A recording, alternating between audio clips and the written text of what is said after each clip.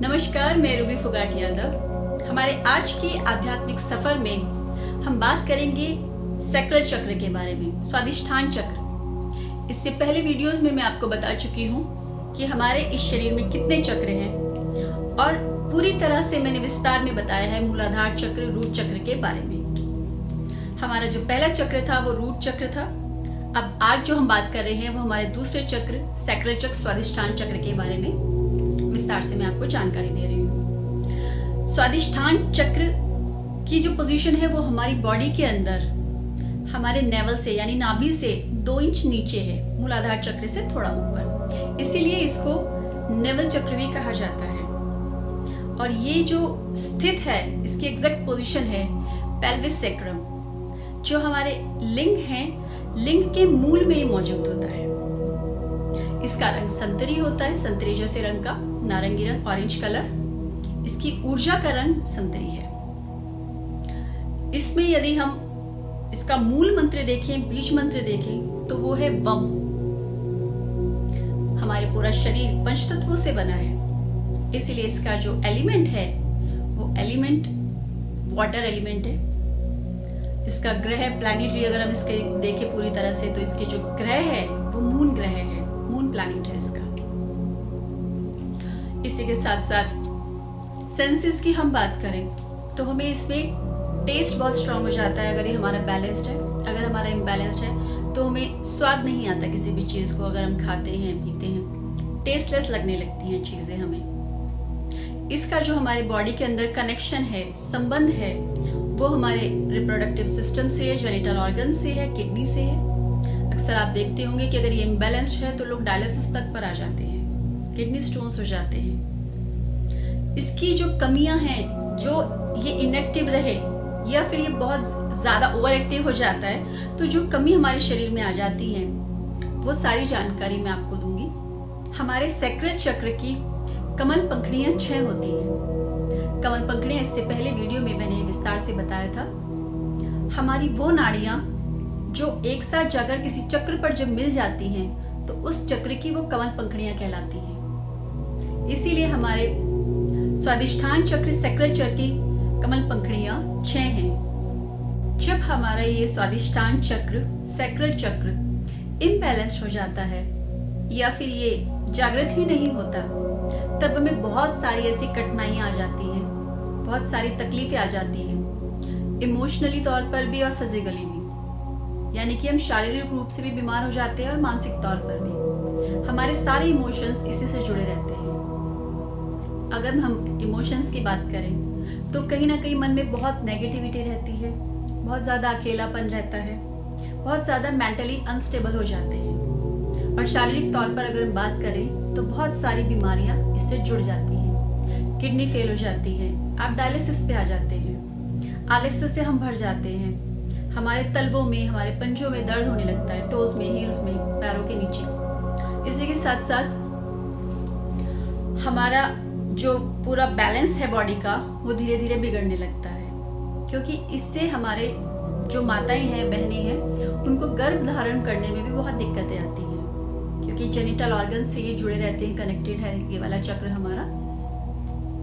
अक्सर हम देखते हैं कि डॉक्टर्स हमेशा गर्भवती महिलाओं को कहते हैं कि आप स्ट्रेस ना लें, टेंशन ना लें, आप हमेशा अच्छे विचारों को, पॉजिटिव थॉट्स को अपने मन में रखें।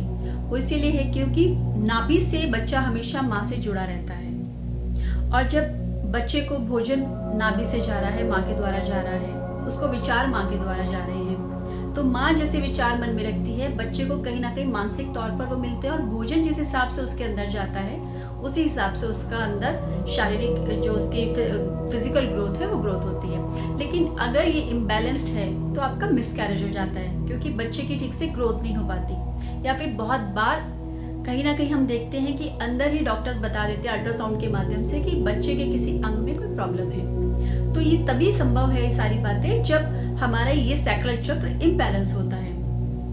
हमारा जब ये सैक्रल चक्र इम्बैलेंस है तो हमें बहुत सारी ऐसी दिक्कतें भी आती हैं कि हम किसी चीज को करने के लिए दृढ़ इच्छा शक्ति नहीं रख पाते हैं। तो इन सभी चीजों को बैलेंस करना बहुत ज्यादा जरूरी है। इसके लिए सबसे पहले जो हमें योगा करना है, जो योगा का हमारा पोज है वो हमारा पोज है कैमल पोज। कैमल पोज को ही उस्तरासन भी कहते हैं। उस्तरासन करने के साथ साथ यदि हम प्राणायाम करते हैं तो बहुत ज्यादा बेनिफिट होगा हमें। और क्योंकि सैक्रल चक्र का हमारा जो एलिमेंट है वो वाटर है, तो ज्यादा से ज्यादा पानी पिए ताकि इस चक्र को बैलेंस रखा जा सके। इसमें जो हमारे वेजिटेबल्स हैं, फ्रूट्स हैं, वो वाटरमेलन, पीचेस, ऑरेंज, क्योंकि ऑरेंज तो कलर इसका खुद का कलर भी है। इसके साथ साथ पपाया, नट्स, ऑलिव्स, एप्रिकॉट और कुकुम्बर, ये सब आप इसमें खा सकते हैं। इसको जितना ज्यादा आप सेवन करेंगे इन सब्जियों का और फलों का, उतना ज्यादा आपका ये चक्र बैलेंस रहेगा। इसका मूल मंत्र मैं अब आपको बताने जा रही हूँ, क्योंकि जब हम योग की बात करते हैं तो साधना की बात भी कर लेते हैं। साधना करने के लिए हम फर्श पर, जमीन पर आलती पालती लगाकर बैठेंगे। उसके बाद अपना पूरा ध्यान हम सैक्रल चक्र पर केंद्रित कर लेंगे।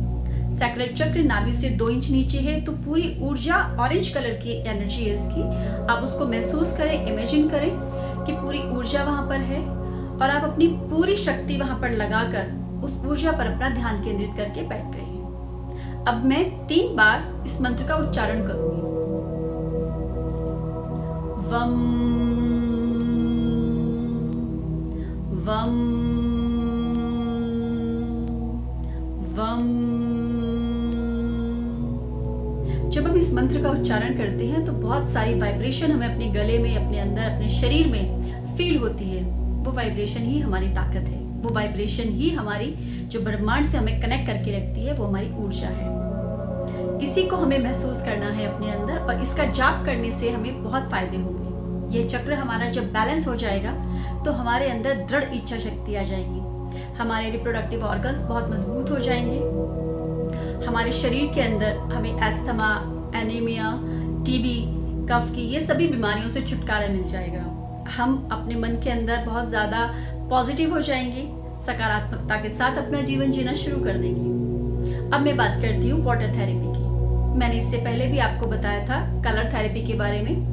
कलर थेरेपी वो थेरेपी है जिसमें हम जिस रंग का चक्र है उसी रंग की बॉटल को सूर्य के समक्ष रखते हैं, धूप में रखते हैं 7-8 घंटे, और फिर धूप में उसकी जब किरणें, सूर्य की किरणें उसके अंदर आ जाती हैं, उसके बाद वो हमारे लिए एक औषधि का काम करती है, क्योंकि वो औषधि बन जाती है। तो हम कलर थेरेपी में इसके सैक्रल चक्र के अनुसार इसका कलर ऑरेंज है, तो हम ऑरेंज कलर की कांच की बॉटल लेंगे, उसमें हम पानी भर के धूप में 7-8 घंटे रख देंगे।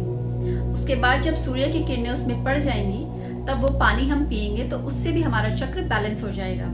और ये औषधि वाकई में बहुत जबरदस्त काम करती है, बहुत सारी बीमारियों से छुटकारा मिल जाता है। यहाँ तक कि हम देखते हैं कि कैंसर जैसी बीमारी में भी काफी फायदेमंद होती है। जब ये बैलेंस हो जाता है तो ये हमारी जो मसल्स हैं उनको बहुत ज्यादा मजबूत कर देता है, ब्लड सर्कुलेशन को बढ़ाता है। हमारे अंदर एक ऐसी एनर्जी आ जाती है कि हमें हर चीज कुछ नया करने का मन करता है। हम पुरानी चीजों में भी नयापन ढूंढ लेते हैं, बहुत ज्यादा क्रिएटिव हो जाते हैं। तो सैक्रल चक्र को बैलेंस करने के बहुत सारे फायदे हैं। बस आप लोगों से मैं यही कहना चाहूंगी कि आप जितना हो सके अपने हर एक चक्र को बैलेंस कीजिए, ताकि आप अपने इस भौतिक शरीर के अंदर अपने सुखमय जीवन का आनंद ले सके और अपने जीवन को खुशियों से भर सके। रूबी यादव के साथ आध्यात्मिक यात्रा में सफर करने के लिए बहुत बहुत धन्यवाद। इसी तरह से मैं आगे और भी बहुत सारी वीडियोस लेकर आऊंगी, बहुत सारी जानकारी लेकर आऊंगी अपने सारे चक्र के बारे में और आध्यात्मिक ज्ञान के बारे में। बहुत बहुत धन्यवाद। जय हिंद, जय भारत।